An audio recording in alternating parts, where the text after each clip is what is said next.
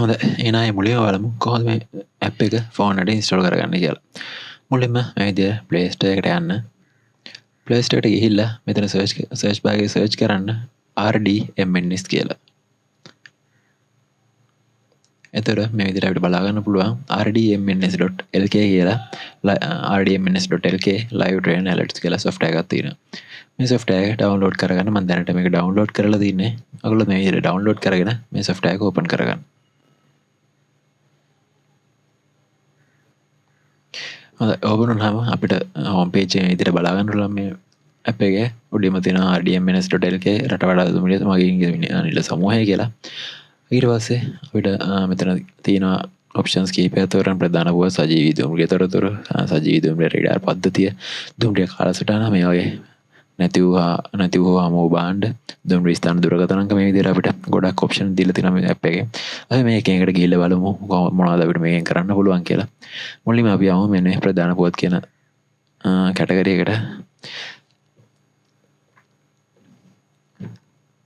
මේක ඇතුළට ගියාට පස්සේ අපිට බලා ගන්න පුළුවන් මේ විදිහට දුම්රිය සම්බන්ධව ලංකාවේ දුම්රිය සේවාව සම්බන්ධයෙන් එන අලුත්ම තොරතුරු මේ අලුත්ම නිවුස් මේ හැම දෙයක්ම අපිට මේ මොහොතේ අපිට දැනගන්න පුළුවන්. දැනට උඩින්ම තියෙනවා කොළඹ මහනුවර අතර නගරාන්තර දුම්රිය සේවයක් ආරම්භයි කියලා. මේ විදිහට ගොඩක් ලක්ෂණට අපිට මේ දුම්රිය වල ටයිම් ටේබල් ඒ වගේම හැම දෙයක්ම හැම විස්තරයක් එක්කම අපිට මේ විස්තර හොඳට බලා ගන්න පුළුවන්. ඊළඟට එළවෙන සත්‍යන දීර්ඝ සත්‍යන්තේ බදුල්ලට අතිරේක දුරුංගයක් මේ විදිහට අලුතෙන් දුම්රිය සම්බන්ධ එන තොරතුරු හැම දෙයක්ම අපිට මේ ඇප් එකෙන් බලා ගන්න පුළුවන්. ඊළඟ කැටගරි එක තමයි මේ සජීවී දුම්රිය තොරතුරු කියන්නේ. අපි ඒකට ගිහිල්ලා බලමු.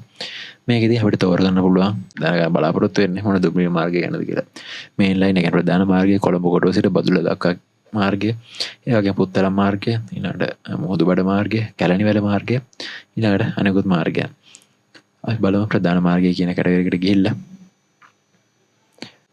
මෙතනදී අපිට ගොඩක් වෙලාවට ඕන වෙන දෙයක් තමයි දුම්රිය වල ප්‍රමාද වෙන විස්තර දැනගන්න. ඒ කියන්නේ අපිට කෝච්චියක් යන පරක්කු වෙනවා නම් කොච්චර වෙලා පරක්කු වෙනවද?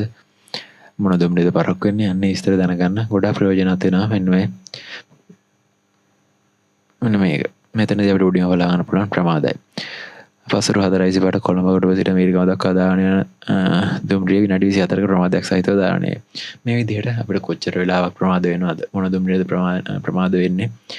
ඒ වගේම අවසන් දුම්රිය ස්ථානයෙන් දුම්රිය පිට වෙන්නේ මොන වෙලාවටද? අන්න ඒ වගේ ගොඩක් වැදගත් විස්තර අපිට මේ මොහොතේම දැනගන්න පුළුවන්. අපිට මේ උඩින්ම තියෙන එක බැලුවොත් මොමන්ට් එක. ඒ කියන්නේ තප්පර කීපයකට කලින් තමයි මේ නිවුස් එක ඇවිල්ලා තියෙන්නේ.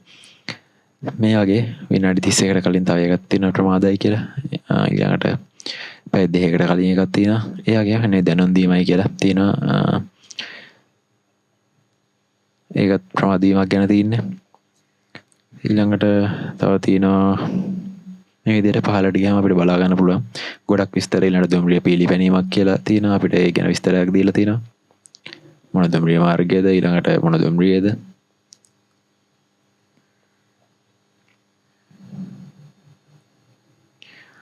කාර්මික දෝෂයක් මේ විදිහට අපිට අවශ්‍ය වෙන හැම දෙයක්ම ගොඩක් සුළු වෙලාවකින්. ඒ කියන්නේ මේක බැලුවොත් එහම අපිට දවසකට මේ වගේ ඇලර්ට් 10ක් 20ක් ඒ වගේ ගොඩක් ලොකු ප්‍රමාණයක් මේ ඇප් එකෙන් අපිට බලා ගන්න පුළුවන්. ඊළඟට බලමු පුත්තලම් මාර්ගය. ඒකට ගියත් අර වගේම ගොඩක් විස්තර අපිට දැනගන්න පුළුවන්. ඒකෙත් තියෙන හැම ප්‍රමාදයෙන් මේ වගේම දැනුම් දීම් හැම දෙයක් ගැන විස්තර.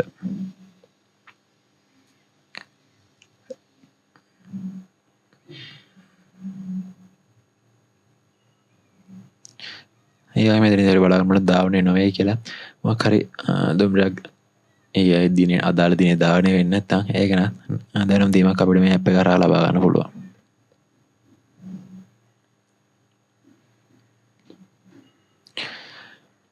අපිට දෙන ඊළඟ කැටගරි එක තමයි සජීවී දුම්රිය රේඩාර් පද්ධතිය කියන එක. අපි ඒකට ගිහින් බලමු.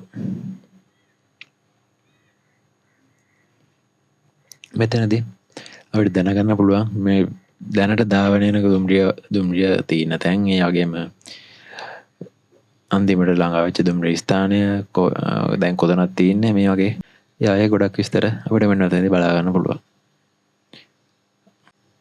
කොළඹ කොටුව සල්ප වෙලාවකින් ළඟා වෙයි මේ විදිහට අපිට ගොඩක් වැදගත් වෙන විස්තර මෙතනත් බලා ගන්න පුළුවන්.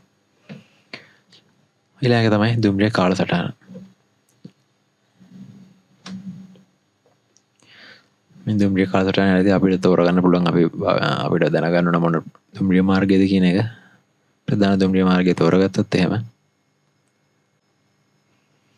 මෙතනත් තියෙනවා දුම්රිය මොන දුම්රිය අංකය, ඒ වගේම මොන ස්ටේෂන් එකේ ඉඳලා මොන ස්ටේෂන් එකටද යන්නේ, පිටත් වෙන්නේ මොන වෙලාවටද, කවදාද තියෙන්නේ, ඊළඟට නවතන දුම්රිය ස්ථාන දැනගන්න පුළුවන්. මෙතන මේ නවතන දුම්රිය ස්ථාන කියන එක ටච් කරලා ඒ වගේ මේ දුම්රියට දාලා විශේෂ නිවේදනයක් මොකක් හරි තියෙනවා නම් ඒකත් තියෙනවා. අපිට මේ විදිහට නෝට් කියලා දාලා මේ විදිහට ඒකත් බලා ගන්න පුළුවන් අපිට මේ විස්තරයට.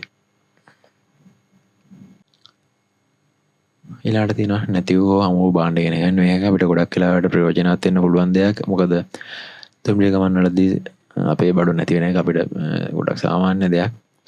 ඒ වගේ අපේ මොකක් හරි දෙයක් නැති වුණා නම් අපිට මෙන්න මේ විදිහට මේ ඇප් එක කරා මේ ඇප් එක පාවිච්චි කරන අනිත් යූසර්ස්ලට නොටිෆිකේෂන් එකක් යවන්න පුළුවන්. මෙතන තියෙනවා මේ අදාළ දිනේ 10:12:50 කොළඹ කොටුව සිට පොල්ගහවෙල දක්වා දාවන දුම්රිය මගේ කොට අයත් කළු පැති බෑගයක් නැති වී ඇත.